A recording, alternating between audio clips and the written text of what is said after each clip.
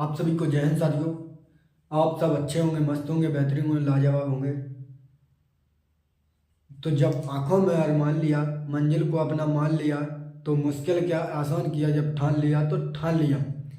दोस्तों मेहनत करते रहिए दोस्तों, एक दिन सफलता आपको निश्चित हाथ लगेगी।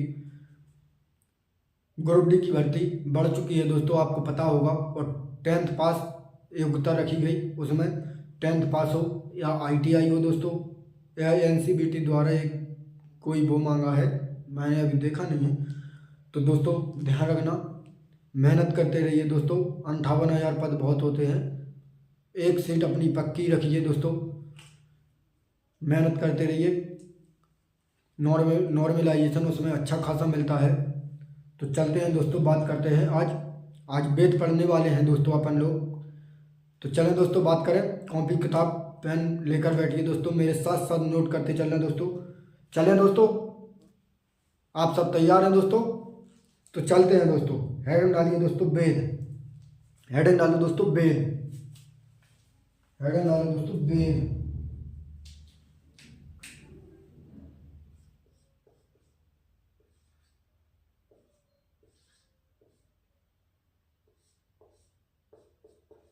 हेडिंग डालो दोस्तों वेद। अगर आपसे पूछे दोस्तों वेद का शाब्दिक अर्थ क्या होता है, तो वेद का शाब्दिक अर्थ ज्ञान होता है दोस्तों। वेद का शाब्दिक अर्थ क्या होता है दोस्तों? तो वेद का शाब्दिक अर्थ ज्ञान होता है। ध्यान रखना दोस्तों, वेद का शाब्दिक अर्थ क्या होता है? वेद का शाब्दिक अर्थ ज्ञान होता है। देखो दोस्तों मेरे साथ,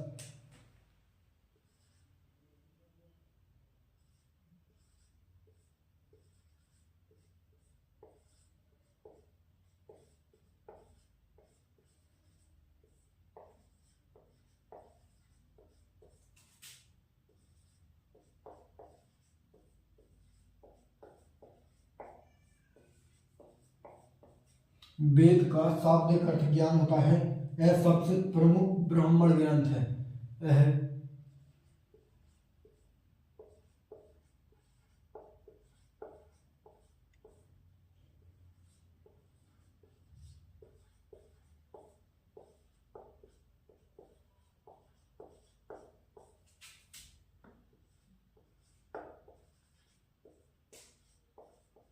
यह सबसे प्रमुख ब्राह्मण ग्रंथ है। ध्यान रखना दोस्तों, यह सबसे प्रमुख ब्राह्मण ग्रंथ है। ध्यान रखना दोस्तों, यह सबसे प्रमुख ब्राह्मण ग्रंथ है। अगर आपसे पूछे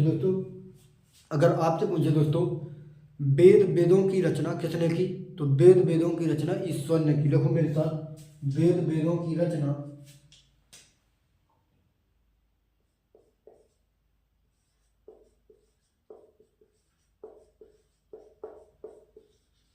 वेदों की रचना ईश्वर ने की। वेदों की रचना किसने की दोस्तों? वेदों की रचना ईश्वर ने की। और वेद को क्या कहते हैं? तो वेद को आप और उसे कहा जाता है। वेद को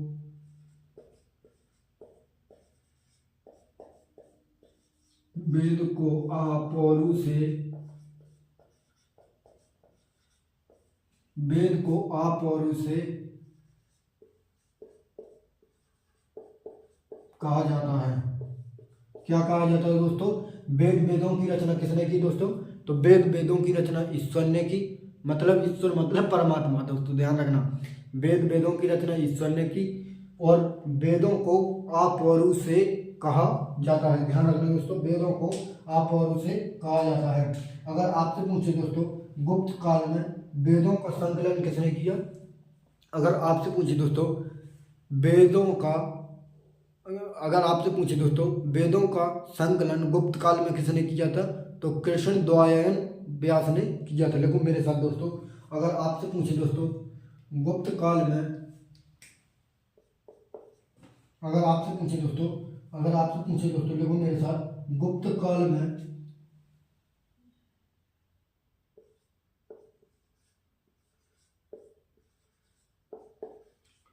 गुप्त काल में वेदों का संकलन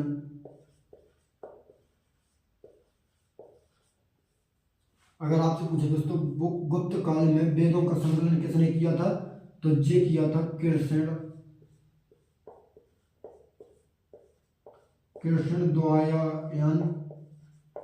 कृष्णद्वयन व्यास ने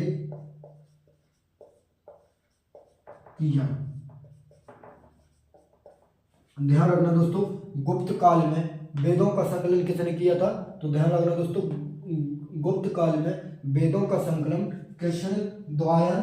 कृष्णद्वयन व्यास ने किया था। ध्यान रखना दोस्तों। अगर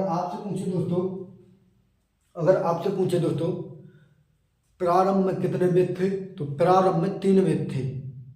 तो कौन कौन से थे दोस्तों, एक तो ऋग्वेद था दोस्तों, एक यजुर्वेद था और एक सामवेद था। इन्हीं को 3 वेदों को वेद त्रय कहा गया। इन तीनों वेदों को वेद त्रय कहा गया। अगर आपसे पूछे दोस्तों वेद त्रय में कौन सा वेद शामिल नहीं है, तो वो अथर्ववेद शामिल नहीं है। लिखो मेरे साथ दोस्तों। अगर आपसे पूछे दोस्तों शुरुआत में, अगर आपसे पूछे दोस्तों प्रारंभ में वेदों की संख्या कितनी थी,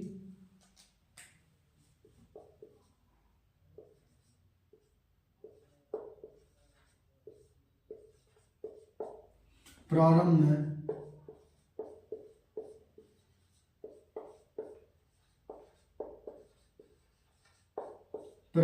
वेदों की संख्या कितनी थी, तो 3 थी। ध्यान रखना दोस्तों, प्रारंभ में वेदों की संख्या 3 थी। कौन कौन से थे दोस्तों, तो ध्यान रखना दोस्तों, एक तो ऋग्वेद था, एक यजुर्वेद था, एक सामवेद था। ध्यान रखना दोस्तों, एक ऋग्वेद, एक यजुर्वेद और एक सामवेद। इन्हीं तीनों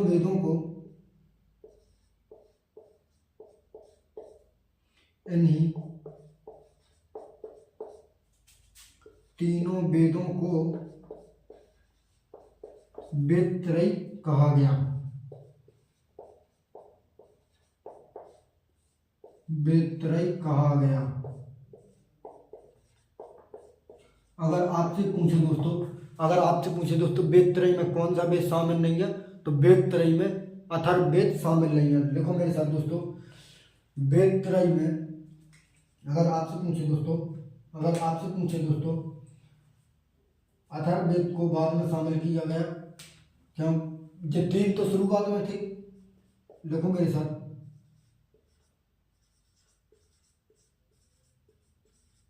अथर्ववेद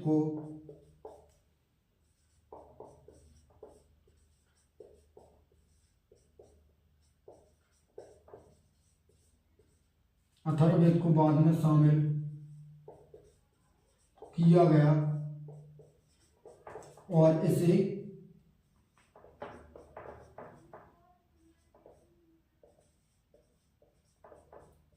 वेद त्रय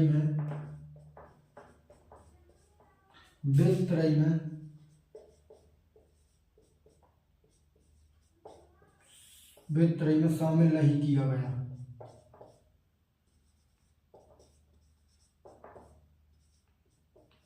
ध्यान रखना दोस्तों, इसे वेद त्रय में शामिल नहीं किया गया। ध्यान रखना दोस्तों, एक बार रिवाइज करते हैं दोस्तों, नोट कर लेना। अगर आपसे पूछे दोस्तों वेद है, जो वेद का शाब्दिक अर्थ क्या होता है, ज्ञान होता है। वेद का शाब्दिक अर्थ क्या होता है, तो ज्ञान होता है। यह सबसे प्रमुख ब्राह्मण ग्रंथ है। जो वेद होती है इसमें पूजा की जाती है। तो वेदों तो सबसे प्रमुख ब्राह्मण ग्रंथ है वेद। अगर आपसे पूछे दोस्तों वेदों की रचना किसने की थी, तो वेदों की रचना ईश्वर ने की थी। और वेदों को क्या कहा गया, तो वेदों को अपौरु से कहा गया। ध्यान रखना दोस्तों, गुप्त काल में वेदों का संकलन किसने किया था, गुप्त काल में वेदों का संकलन कृष्णद्वयन व्यास ने किया था। ध्यान रखना दोस्तों, प्रारंभ में वेदों की संख्या कितनी थी दोस्तों, प्रारंभ में वेदों की संख्या 3 थी। और कौन कौन से थे, तो एक तो दोस्तों ऋग्वेद था, एक यजुर्वेद था और एक सामवेद था। और दोस्तों अथर्ववेद को बाद में शामिल किया गया, और अथर्ववेद को वेद त्रय में शामिल नहीं किया गया। अगर क्वेश्चन ऐसा बनता है दोस्तों, अगर आपसे पूछे दोस्तों कि इनमें से वेद त्रयी में कौन सा वेद शामिल नहीं है? तो ध्यान रखना दोस्तों, उसी में ऑप्शन में आएगा ऋग्वेद, यजुर्वेद, सामवेद, अथर्ववेद। तो ऑप्शन लगा देना अथर्ववेद। रब कर देते हैं दोस्तों, फिर आगे बात करते हैं। अब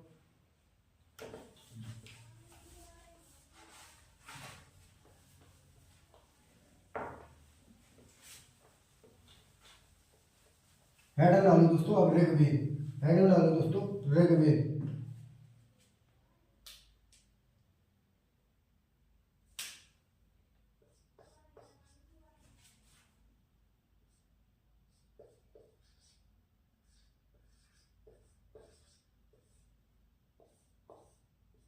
हेडिंग डालो दोस्तों ऋग्वेद। अगर आपसे पूछे दोस्तों ऋग्वेद का शाब्दिक अर्थ क्या होता है? मंत्रों और ऋचाओं का संग्रह है। अगर आपसे पूछे दोस्तों ऋग्वेद में मंत्रों और ऋचाओं का संग्रह है, इसका शाब्दिक अर्थ मंत्रों या ऋचाओं का संग्रह। इसमें दोस्तों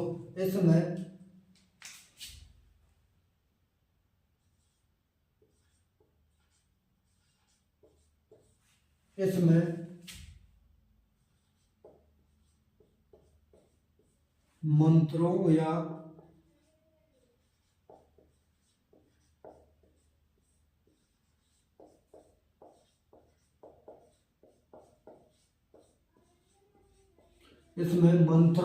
और ऋचाओं का संग्रह है। ध्यान रखना दोस्तों, अगर आपसे पूछे दोस्तों इसमें मंडल कितने हैं? तो ध्यान रखना दोस्तों, इसमें मंडल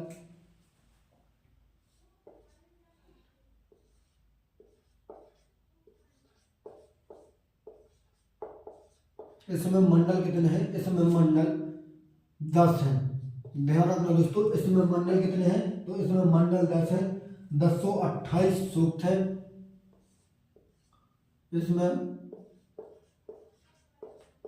इसमें सूक्त कितने हैं?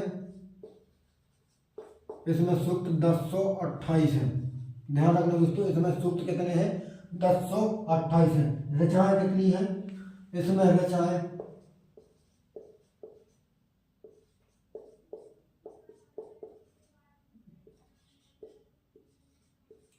ऋचाएं कितनी है? तो 10,580 ऋचाएं है। ध्यान रखना दोस्तों, ऋचाएं 10,580 ऋचाएं हैं। और ऋचाओं की अधिकता के कारण ही इसे दोस्तों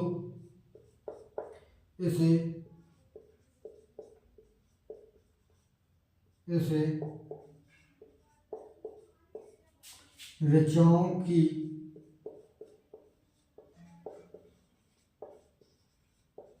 अधिकता के कारण ही ऋग्वेद कहा जाता है। ध्यान रखना दोस्तों, ऋचाओं की अधिकता के कारण ही इसे ऋग्वेद कहा जाता है। ध्यान रखना दोस्तों, अगर आपसे पूछे दोस्तों सबसे प्राचीन मतलब यह सबसे पुराना और सबसे बड़ा वेद है। ऋग्वेद यह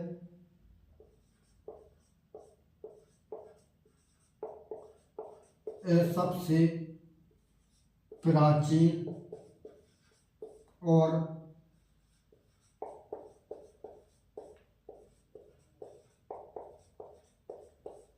सबसे बड़ा वेद है। ध्यान रखना दोस्तों, यह सबसे प्राचीन और सबसे बड़ा वेद है। और इसमें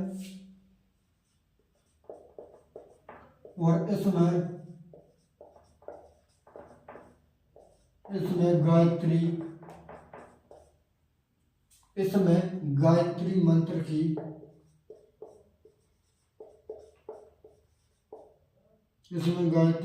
की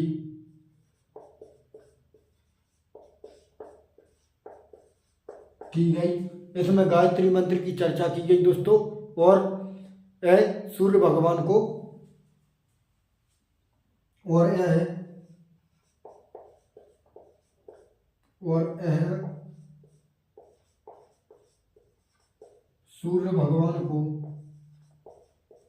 सूर्य भगवान को समर्पित थी। ध्यान रखना दोस्तों, इसमें गायत्री मंत्र की चर्चा की गई और यह सूर्य भगवान को समर्पित थी। ध्यान रखना दोस्तों। अगर आपसे पूछे दोस्तों पहली बार सूत्र का प्रयोग किसमें हुआ? पहली बार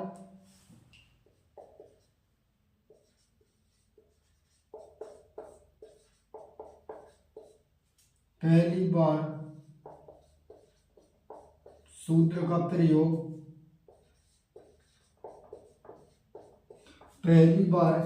प्रयोग ऋग्वेद में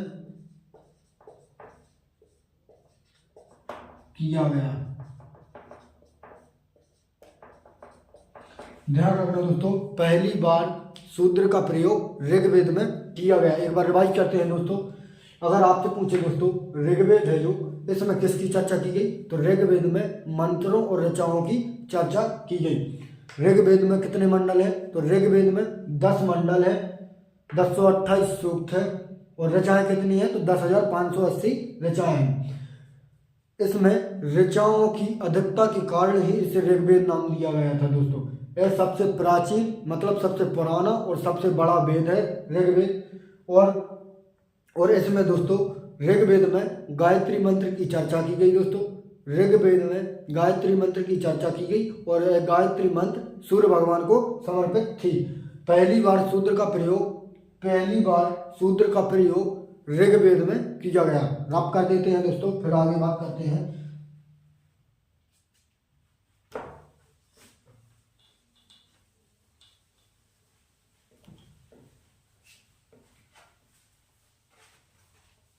अगर आपसे पूछे दोस्तों इसके 9वें मंडल में किसकी चर्चा की गई?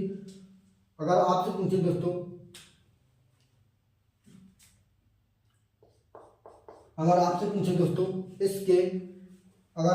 दोस्तों इसके 9वें मंडल में किसकी चर्चा की गई? तो ध्यान रखना दोस्तों, इसके 9वें मंडल में सोम देवता की चर्चा की गई और सोम देवता एक जंगल के देवता थे।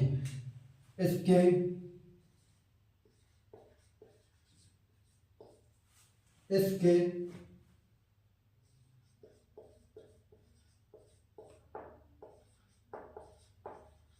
9वें मंडल में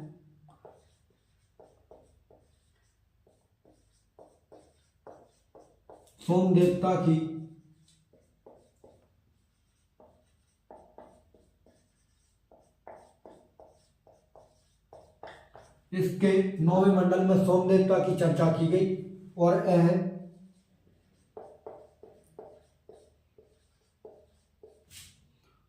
जंगल के देवता थे। जो सोम देवता थे दोस्तों वो जंगल के देवता थे और जंगल के देवता थे। ध्यान रखना दोस्तों, और यह जंगल के देवता थे। ध्यान रखना दोस्तों। अगर आपसे पूछे दोस्तों ऋग्वेद के ज्ञानी को क्या कहते थे? ऋग्वेद के ज्ञानी को क्या कहते थे?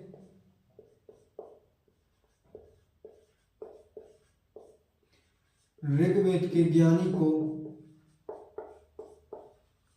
क्या कहते थे दोस्तों? तो ऋग्वेद के ज्ञानी को होत्र कहते थे। ऋग्वेद के ज्ञानी को होत्र कहते थे। ऋग्वेद के ज्ञानी को होत्र कहते हैं। ध्यान रखना दोस्तों, ऋग्वेद के ज्ञानी को होत्र कहते हैं। अगर आपसे पूछे दोस्तों ऋग्वेद का उपवेद कौन सा है? तो ऋग्वेद का उपवेद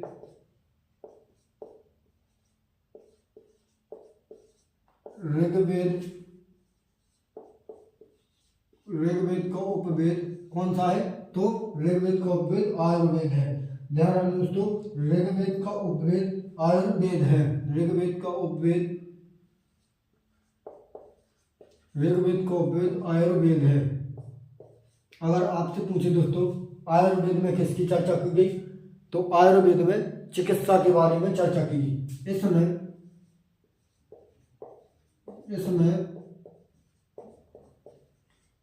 चिकित्सा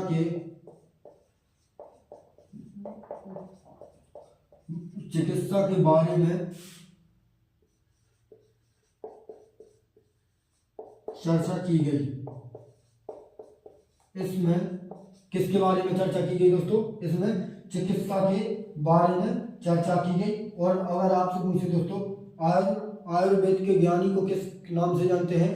आयुर्वेद के ज्ञानी को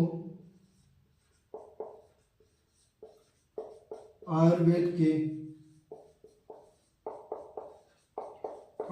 के ज्ञानी को किस नाम से जानते हैं? तो ध्यान रखना दोस्तों, आयुर्वेद के ज्ञानी को प्रजापति के नाम से जानते हैं। आयुर्वेद के ज्ञानी को प्रजापति के नाम से जानते हैं। आयुर्वेद के ज्ञानी को प्रजापति के नाम से जानते हैं। अगर आपसे पूछे दोस्तों, इसमें दशराज योद्धुगा, इसमें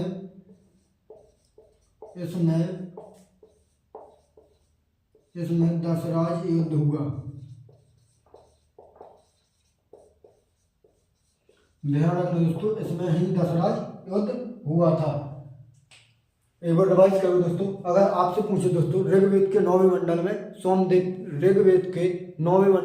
सोम देवता की चर्चा की गई दोस्तों, और सोम देवता कौन थे? तो वो जंगल के देवता थे। ऋग्वेद के ज्ञानी को क्या किस नाम से जानते हैं दोस्तों? तो ऋग्वेद के ज्ञानी को होत्र के नाम से जानते हैं। ऋग्वेद का उपवेद कौन सा है? तो ऋग्वेद का उपवेद आयुर्वेद है। आयुर्वेद में किसकी चर्चा की गई दोस्तों? तो आयुर्वेद में चिकित्सा के बारे में चर्चा की गई। आयुर्वेद में चिकित्सा के बारे में चर्चा की गई। और अगर आपसे पूछे दोस्तों आयुर्वेद के ज्ञानी को किस नाम से जानते थे? तो आयुर्वेद के ज्ञानी को प्रजापति के नाम से जानते थे। अगर आपसे पूछे दोस्तों इसमें दशराज योद्धुगा, तो ध्यान रखते हैं दोस्तों, आप डालो हेडलाइन दोस्तों यजुर्वेद, आप डालो दोस्तों यजुर्वेद।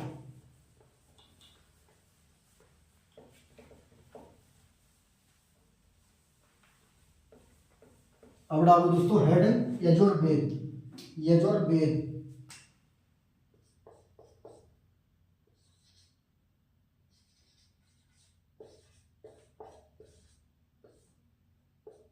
हेड डालो दोस्तों यजुर्वेद। अगर आपसे पूछी दोस्तों इसमें कितने मंत्र हैं? तो इसमें कितने मंत्र हैं दोस्तों? इसमें 1990 मंत्र हैं। इसमें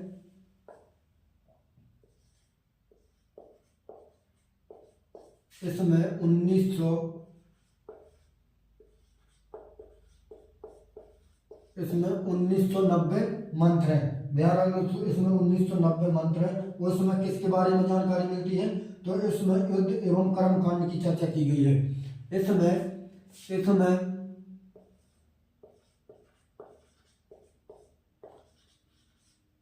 इसमें युद्ध एवं कर्म कांड की चर्चा की गई। इसमें युद्ध एवं कर्म कांड की चर्चा की गई। ध्यान रखना दोस्तों, इसमें 1990 मंत्र हैं और इसमें युद्ध एवं कर्म कांड की चर्चा की गई। ध्यान रखना दोस्तों, अगर आपसे पूछ दोस्तों यह एकमात्र वेद है जो गद्य और पद्य दोनों में है। देखो दोस्तों मेरे साथ, यह एकमात्र वेद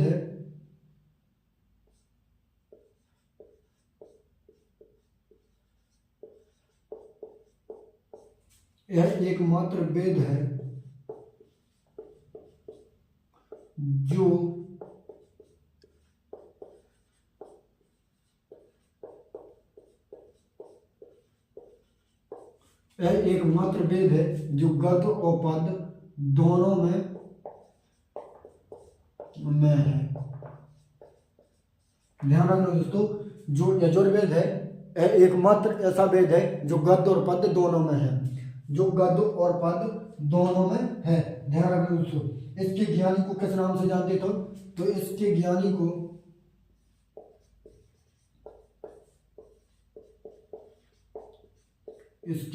को किस नाम से जानते थे दोस्तों?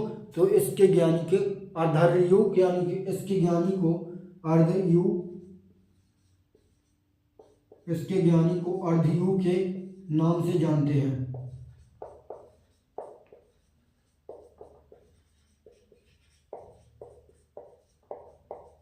ध्यान रखना दोस्तों, इसके ज्ञानी को अर्धयुग के नाम से जानते हैं। और यजुर्वेद का उपवेद क्या है? इसका उपवेद क्या है, इसका उपवेद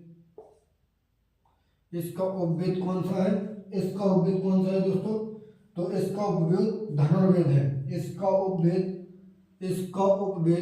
धनुर्वेद है, इसका उपवेद धनुर्वेद है। इसका उपवेद कौन है, तो इसका उपवेद धनुर्वेद है। धनुर्वेद के ज्ञानी को और इसके ज्ञानी को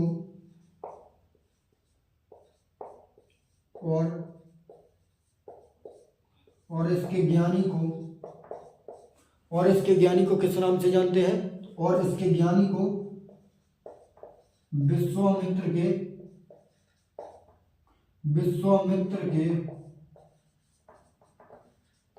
नाम से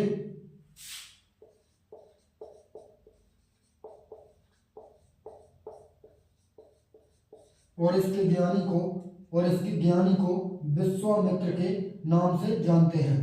रिवाइज करो दोस्तों, यजुर्वेद के बारे में इतना ही पढ़ना था। अब डालो हेडिंग दोस्तों सामवेद। इसके 1990 मंत्र है, इसमें युद्ध एवं कर्मकांड की चर्चा की गई दोस्तों। यह एकमात्र वेद है जो गद्य और पद्य दोनों में स्थित है। इसके ज्ञान को आदियु कहते हैं, और जो यजुर्वेद है इसका उपवेद धनुर्वेद है। धनुर्वेद के ज्ञानी को किस नाम से, विश्वामित्र के नाम से जानते थे। आप कर देते हैं दोस्तों हेडिंग डालो सामवेद।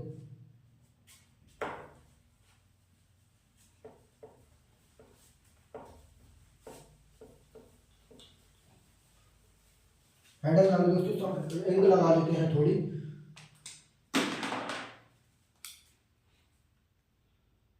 हेडिंग डालो दोस्तों अब सामवेद के बारे में पढ़ने वाले हैं।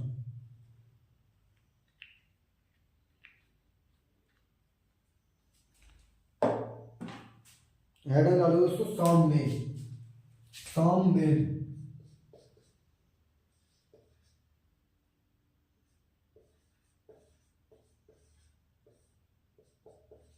हेडिंग डालो दोस्तों सामवेद। अगर आपसे पूछे दोस्तों सामवेद का शाम का शाब्दिक अर्थ क्या है,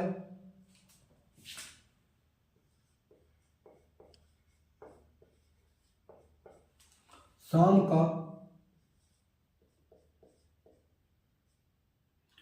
का शाब्दिक अर्थ क्या है, शाम का शाब्दिक अर्थ गान होता है। ध्यान रखना दोस्तों, शाम का शाब्दिक अर्थ क्या होता है, तो शाम का शाब्दिक अर्थ ज्ञान होता है। अगर आपसे पूछे दोस्तों इसमें मंत्र कितने होते हैं, इसमें 1549 मंत्र होते हैं। इसमें 1549 मंत्र होते हैं। इसमें कितने मंत्र होते हैं दोस्तों, तो इसमें ध्यान रखना दोस्तों 1549 मंत्र होते हैं। लेकिन एक बात रखना दोस्तों, लेकिन इसमें वास्तविक मंत्र कितने होते हैं, वास्तविक मंत्र 75 होते हैं, जो 75 सामवेद के हैं, 75 सामवेद के हैं। बाकी ऋग्वेद से लिए गए, बाकी लिखो मेरे साथ दोस्तों, इसके वास्तविक मंत्र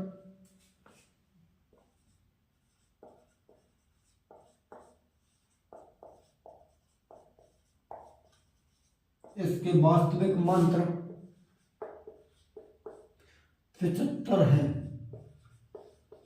इसके वास्तविक मंत्र कितने हैं, तो इसके वास्तविक मंत्र 75 मंत्र हैं।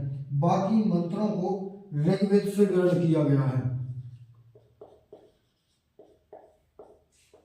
बाकी मंत्रों को ऋग्वेद से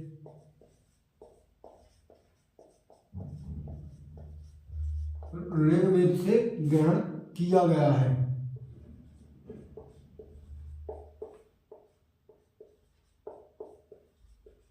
ध्यान रखना दोस्तों, अगर आपसे पूछे दोस्तों सामवेद है, सामवेद में शाम का शाब्दिक अर्थ ज्ञान होता है, गान होता है। इसमें 1549 मंत्र होते हैं, लेकिन इसके वास्तविक मंत्र 75 होते हैं। बाकी ऋग्वेद से ग्रहण किए गए। ध्यान रखना दोस्तों, बाकी ऋग्वेद से ग्रहण किए गए।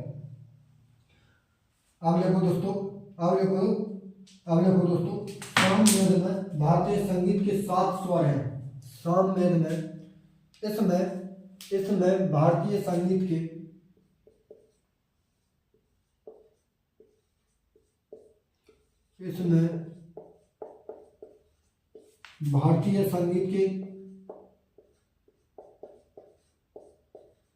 कितने स्वर हैं? तो भारतीय संगीत के 7 स्वर हैं।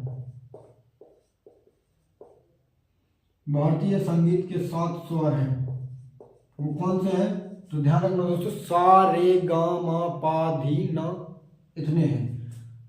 सा रे गा मा, सा रे गा मा पा धा नी सा,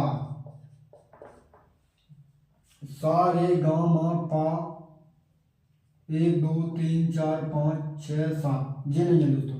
सा रे गा मा पा धा नी, ये 7 स्वर है दोस्तों। इसमें जो सामवेद है, सामवेद में भारतीय संगीत के 7 स्वर हैं, वो सा रे गा मा पा धी ना, ये सा रे गा मा पा धी, सा रे गा मा पा धा नी, ये 7 स्वर हैं। ध्यान रखना दोस्तों, ये 7 स्वर हैं। अगर आपसे पूछे दोस्तों, ये संगीत ये 7 संगीत है, ये जो 7 संगीत है दोस्तों, अगर आपसे पूछे दोस्तों, इस 7 संगीत का प्रयोग कहाँ पर किया जाता है? तो यज्ञ के समय किया जाता है। इनका प्रयोग, ये 7 संगीत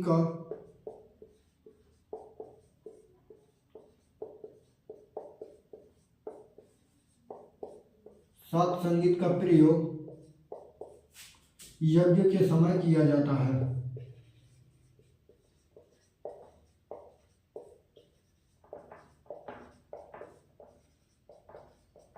यज्ञ के समय किया जाता है। ध्यान रखना दोस्तों, जो 7 स्वर है, जो संगीत, ये भारतीय संगीत के 7 स्वर हैं, यज्ञ के समय किया जाता है। अगर आपसे पूछे दोस्तों, सामवेद के ज्ञानी को क्या कहते हैं? सामवेद के ज्ञानी को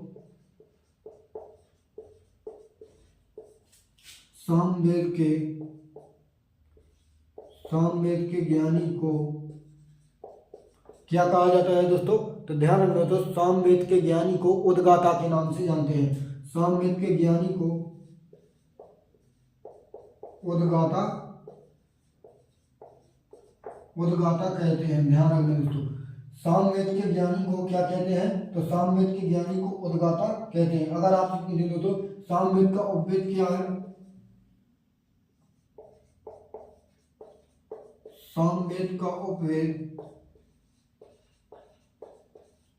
सामवेद का उपवेद क्या है दोस्तों? तो सामवेद का उपवेद लिखिए गंधर्व वेद है।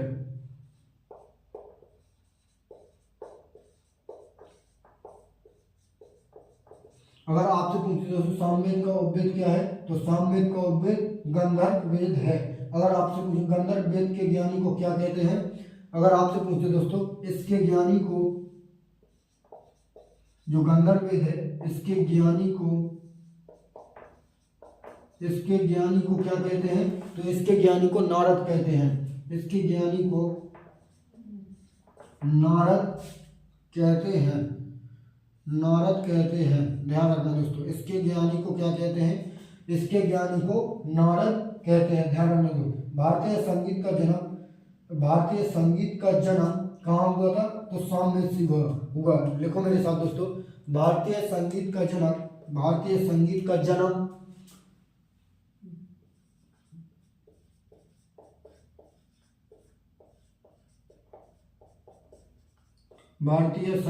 जन्म सामवेद से हुआ है। भारतीय संगीत का जन्म सामवेद से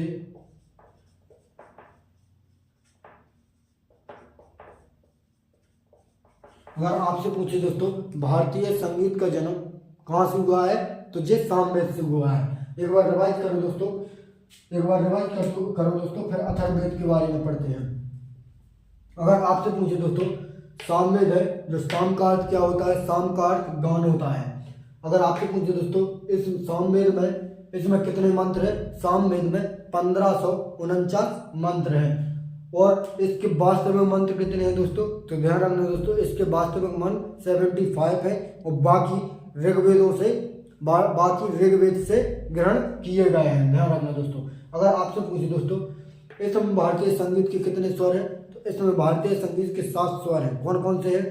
सा रे गा मा पा धी ना, सा रे गा मा पा धा नी, ये 7 स्वर हैं दोस्तों। और इस 7 संगीत का प्रयोग किस में किया जाता है? इस 7 संगीत का प्रयोग यज्ञ के समय किया जाता है। अगर आपसे पूछ दो तो सामवेद के ज्ञानी को क्या कहते हैं? तो सामवेद के ज्ञानी को उद्गाता कहते हैं। अगर आपसे पूछ दो तो सामवेद का उपवेद कौन सा है? तो ध्यान रखना दोस्तों, सामवेद का उपवेद गंधर्व वेद है। गंधर्व वेद के ज्ञानी को किस नाम से जानते हैं? तो नारद के नाम से जानते हैं। रब कर दे तो एक और है, भारतीय संगीत का जन्म कहाँ से हुआ है? तो भारतीय संगीत का जन्म सामवेद से ही हुआ है। रब कर देते हैं दोस्तों, हेडन लाडू और अथर्ववेद।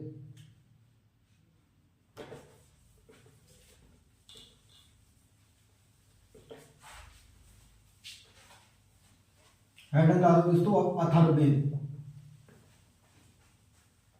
हेडन लाडू दोस्तों अथर्ववेद।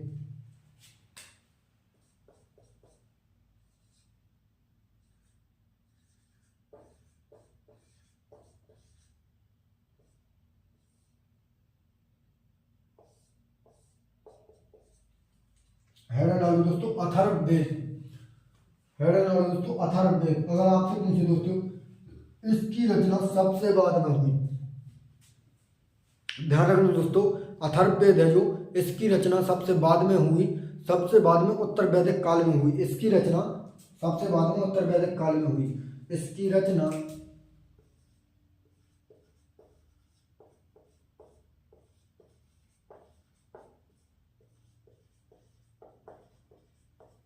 इसकी रचना सबसे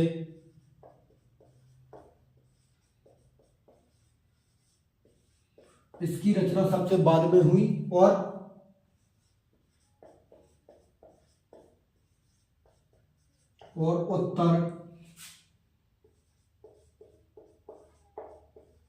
उत्तर वैदिक काल में हुई। ध्यान रखना दोस्तों, इसकी रचना उत्तर वैदिक काल में हुई। ध्यान रखना दोस्तों। अगर आपसे पूछे दोस्तों इसमें कितने मंत्र हैं? इसमें कितने मंत्र हैं? इसमें कितने मंत्र हैं? तो इसमें 5849 मंत्र हैं। इसमें कितने मंत्र हैं? इसमें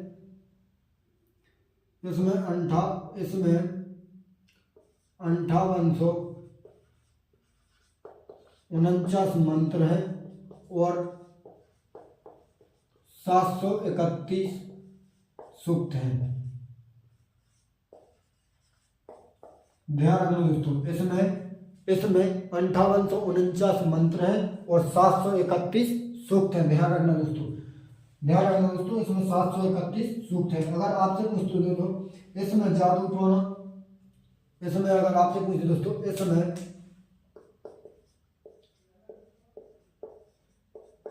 अगर आपसे पूछे दोस्तों इसमें किसकी चर्चा की गई? तो इसमें जादू टोना दोस्तों, ध्यान रखना दोस्तों, जादू टोना, रोग निवारक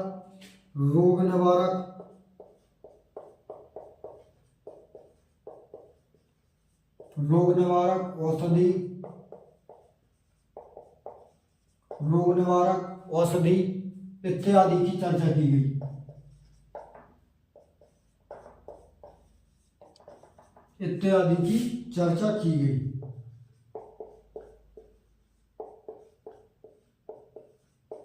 ध्यान रखना दोस्तों, इसमें जादू टोना और रोग निवारक औषधि इत्यादि की चर्चा की गई। ध्यान रखना दोस्तों। अगर आपसे पूछे दोस्तों अथर्ववेद का उपवेद कौन सा है? इसका उपवेद कौन सा है? तो इसका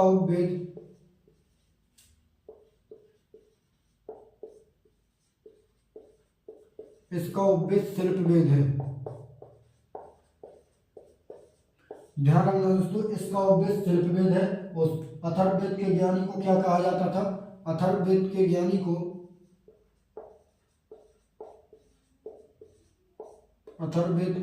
को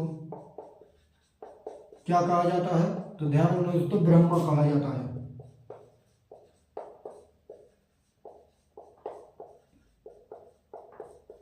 अथर्ववेद के ज्ञानी को ब्रह्म कहा जाता है दोस्तों। अगर आपसे पूछे दोस्तों शिल्प वेद के, अगर आपसे पूछे दोस्तों अथर्ववेद के ज्ञानी को क्या ब्रह्म कहा जाता है, और अगर आपसे पूछे दोस्तों इसको किसने लिखा था, तो अथर्व ऋषि ने लिखा था।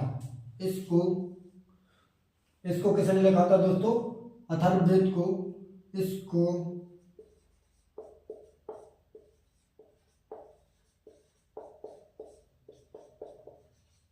अथर्व ऋषि ने लिखा था।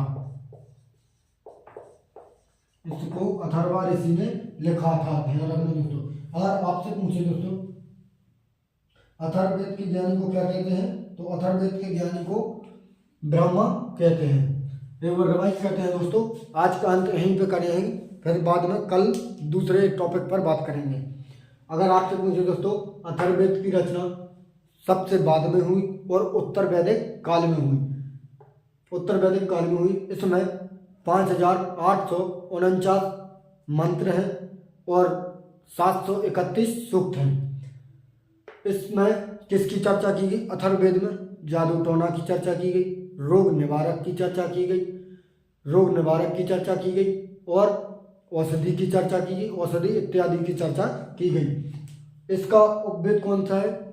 अथर्ववेद का उपवेद कौन सा है? तो ध्यान रखना दोस्तों, शिल्प वेद है। अथर्ववेद के ज्ञानी को क्या कहते हैं? तो ध्यान रखना दोस्तों, अथर्ववेद के ज्ञानी को ब्रह्म कहते हैं। इसको किसने लिखा था? तो अथर्व ऋषि ने लिखा था।